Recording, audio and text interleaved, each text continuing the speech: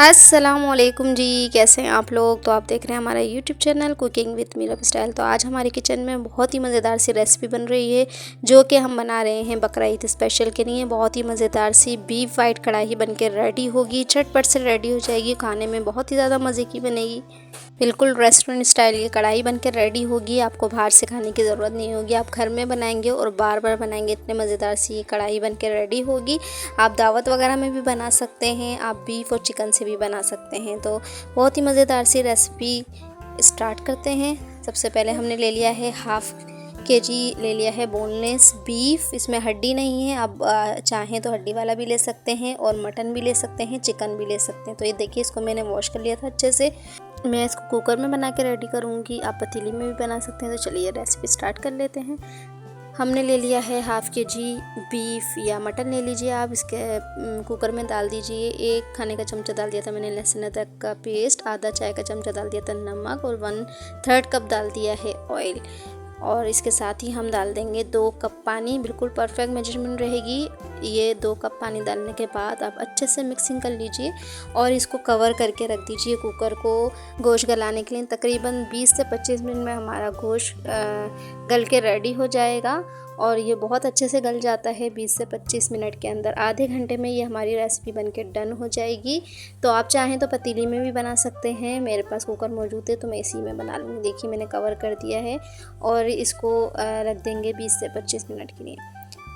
20 से 25 मिनट गुजर गए थे, सारी ही हीट हमने निकाल ली थी और इसको हम कर लेंगे ओपन। और हमारा माशाल्लाह से अल्हम्दुलिल्लाह गोश्त बिल्कुल गल के रेडी हो गया है। और ये देखिए अच्छा सा रोगन भी आ गया है, समझ लीजिए यखनी टाइप की हमारी बन गई है। अब आगे का प्रोसेस हम करेंगे। पहले मैं दिखा देती हूँ आपको गोश्त के कितने अच्छे से टेंडर हो गया है।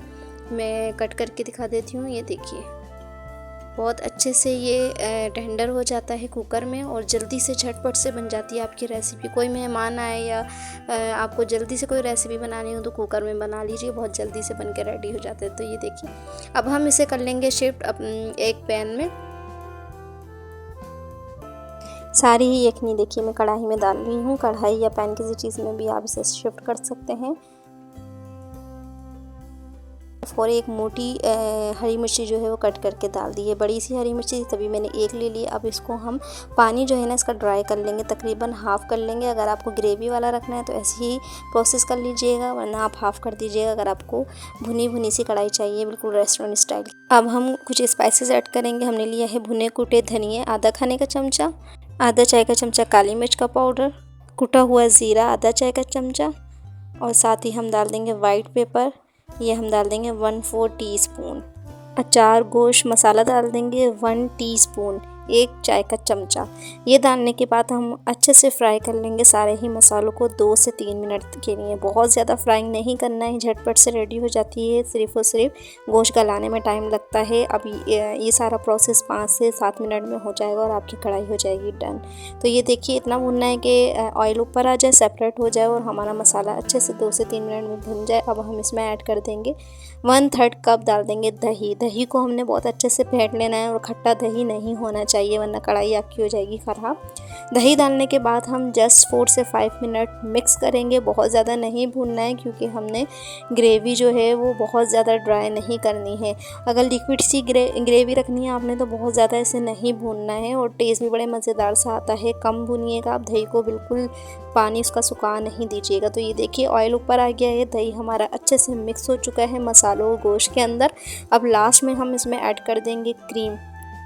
क्रीम भी हमने ले ली है 1/3 कप, जितनी दही ली थी उतनी ही क्रीम लेनी है और इसको डाल के हम अच्छे से मिक्स कर देंगे। और फ्लेम आपने बहुत लो रखना है दही और क्रीम डालते वक्त। कुछ छोटी छोटी सी टिप्स होती हैं जिससे आपकी रेसिपी जो है परफेक्ट बनती है, वरना दही और क्रीम जो है ना फट जाते हैं तेज़ आंच पे। तो बिल्कुल लो फ्लेम कर लेना है और इसको मिक्सिंग करते जानी है। बस अब तकरीबन रेसिपी आपकी डन है। 1 से 2 मिनट के लिए मिक्सिंग करेंगे हम।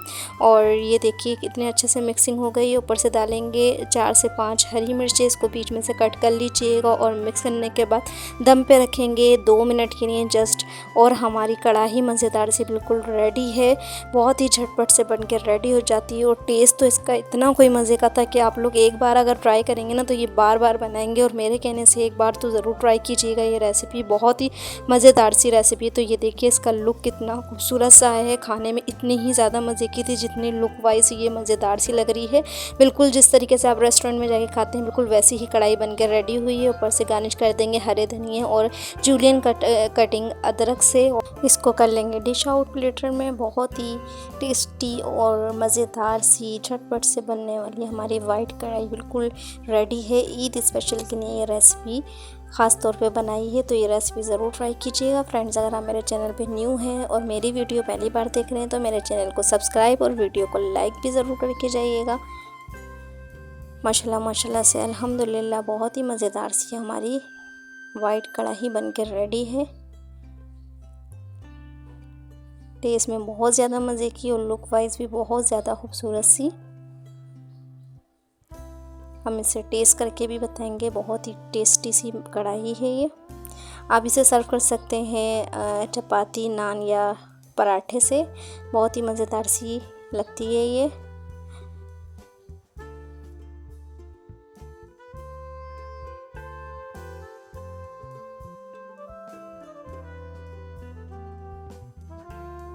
माशाल्लाह माशाल्लाह से बहुत टेस्टी बनी है। कमेंट्स में लाजमी बताइएगा अगर ट्राई करें ये रेसिपी तो कि आपको मेरी रेसिपी कैसी लगी। Thank you for watching my video. के जी अल्लाह हाफिज़। फिर मिलेंगे मज़ेदार सी और झटपट सी रेसिपी के साथ।